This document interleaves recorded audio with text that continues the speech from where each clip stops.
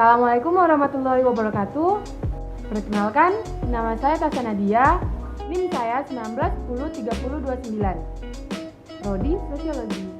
Tips motivasi untuk hidup lebih semangat. Yang pertama, hidup itu tuh simple, jangan kita bawa rumit. Maksudnya gimana? Hidup kita tuh sebenarnya sederhana, cuma kita tuh terlalu nyulitin hidup kita. Biasanya kalau kita ngejalanin hidup kita dengan happy, pasti hidup kita nggak akan sulit. Kita tuh jangan terlalu ikut campur dengan hidup orang. Sederhananya, orang lain tuh terlalu banyak nyulitin hidup mereka dengan masalah orang lain. Yang biasanya itu nggak usah dipikirin mereka, jadi mereka mikirin urusan kehidupan orang lain. Biasanya kayak mereka ngejulitin orang itu, ngebacotin orang itu hal yang ngebuat hidup kita sendiri jadi sulit. Jadi lebih baik kita hindarin yang kayak gitu, biar hidup kita lurus-lurus aja. Nah, yang kedua, bahagia itu di atas segalanya. Kalau misalnya kita bahagia, kita pasti bisa menikmatin hidup kita. Kayak apapun yang terjadi, itu pasti kita bisa ngejalanin. Biasanya hidup kita tuh bukan untuk orang lain. Jadi kita bisa nentuin hidup kita, karena kita berhak bahagia. Jadi kita bisa nentuin kehidupan kita. Jadi kalau kayak gitu, kita bisa dengan mudah ngejalanin hidup kita juga. Yang ketiga, kita tuh jangan lupa bersyukur. Biasanya manusia ini makhluk yang gak pernah puas.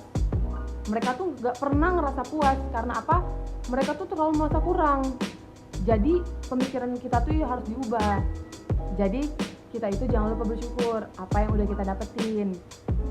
Kita tuh harus selalu ngeliat ke bawah. Karena apa? Orang yang di luar sana itu masih harus dibantu. Jadi kita yang udah ada, yang berkecukupan, ayolah kita bersyukur.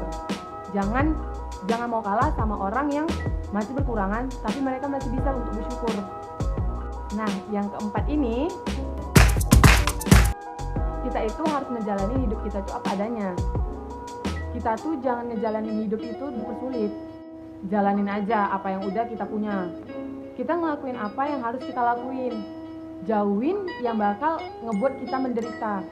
Hidup itu sebenarnya tuh sederhana. Jadi kita jangan banyak nuntut hal yang gak bisa kita dapetin. Misalnya kalau kita ada di perkumpulan, misalnya si A punya barang keluaran terbaru. Saat itu juga si B pengen juga punya barang si A. Jadi si B ini pengen nuntut keluarganya buat dapetin barang yang dimilikin si A. Posisinya itu si A ini orang yang mampu. Jadi orang tuanya bisa memenuhi kebutuhan dia. Sedangkan si B ini orang tuanya hanya berkecukupan saja. Jadi masalahnya di sini, jangan mementingkan ego kita. Jangan nuntut hal yang gak mungkin kita bisa dapetin. Yang kelima, kita harus selalu berpikir positif. Hidup ini selalu salah. Karena apa? Hal yang kita pikirin itu selalu gak pernah baik. Awalnya itu kita mikirin tuh yang lurus-lurus aja. Tapi ujung-ujungnya kita bakal mikir, gak mungkin lah bisa. Gak mungkin nih. Pasti gak mungkin bisa. Mustahil itu bakal bisa dijadikan. Lebih baik nyerah aja.